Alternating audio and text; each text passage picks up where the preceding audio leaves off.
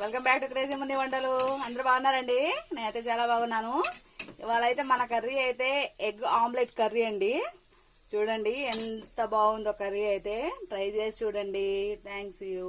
ముందుగా అయితే మనం చేయాల్సింది ఏంటంటే ఒక గుడ్డు తీసుకొని మంచిగా పగలగొట్టేసుకొని మనం ఆమ్లెట్స్ వేసుకుంటాం కదండి, అలాగ రెడీ చేసేసుకోవాలి. సాల్ట్ యాడ్ చేసుకోవాలి. సాల్ట్ యాడ్ చేసుకొని తర్వాత పసుపు యాడ్ చేసుకొని మనం ఆమ్లెట్ యాడ్ చేసుకున్నట్టేనండి. పసుపు యాడ్ చేసుకొని కొంచెం కారం యాడ్ చేసుకుందాం. కొంచెం కారం యాడ్ చేద్దామండి. మా పిల్లలకి మధ్యలో బాగా గారాబం ఎక్కువైంది, అసలు మాట వినట్లేదు. ఇలాగే మనం కలిపేసుకోవాలండి. బాగా గిలకొట్టేసేయాలి.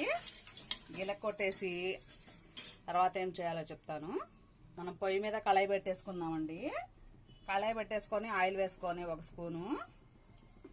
ఒక స్పూన్ ఆయిల్ వేసేసుకొని ఈ గిలకొట్టిన ఆమ్లెట్ ఉంది కదండి, మనం గుడ్డు గిలకొట్టాం కదండి, అది వేసేసుకొని మనం ఇలా వేసేసుకోవాలి.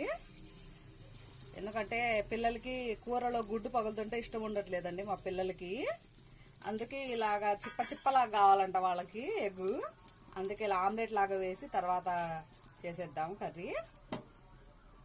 చాలామంది పిల్లలు అలాగే మనకు ఆనియన్స్ కూరలో ఇలాగే గుడ్డు స్మెల్ వస్తుంది అంటారు కదండి. ఇలా అయితే స్మెల్ రాదండి.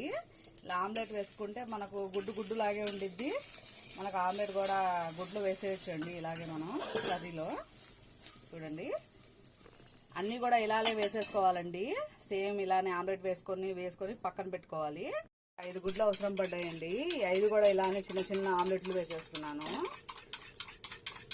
మీకు ఎన్ని కావాలో అన్ని మీరు కూడా వేసేసుకోండి. ప్యాన్ అయితే పెట్టేశాను, ఆయిల్ కూడా వేసేసాను. చూడండి ఆమ్లెట్లు అయితే ఇలా వేసుకొని పెట్టేసుకోవాలండి.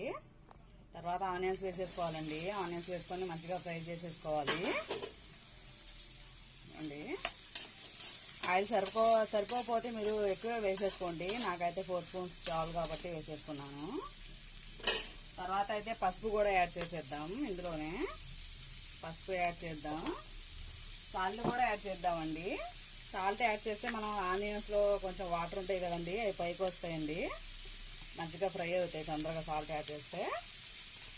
సాల్ట్ పసుపు వేసుకొని మంచిగా ఇలా ఫ్రై చేసేసుకుంటే ఇలా ఫ్రై చేసేసుకోవాలండి. తర్వాత అయితే మనం మూత అయితే పెట్టేసుకుందాం. ఇంట్లో ఆనియన్స్ ఉన్నాయి, ఇవి కూడా వేసేసుకుందాం.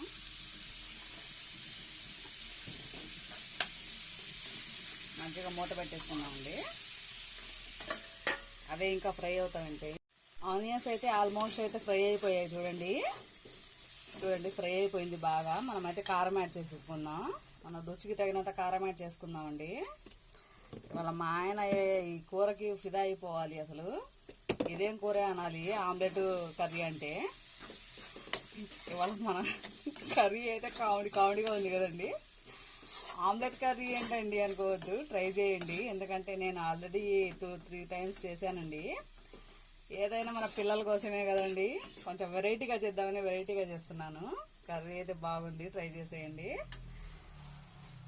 లేకపోతే గుడ్డు దీంట్లో పగలబొట్టి వేస్తుంటే మా పిల్లలు అసలు తినట్లేదండి. చూడండి ఇప్పుడు మనం వేసుకున్న ఆమ్లెట్స్ ఉన్నాయి కదండి, ఇలా వేసేయండి. ఇలా వేసేసి మజ్జిగ ఇలా కోసేయండి. దాని మీద ఇలా మనం ఆనియన్స్ ఉన్నాయి కదండి ఫ్రై చేసినవి, అవి వేసేసేయండి.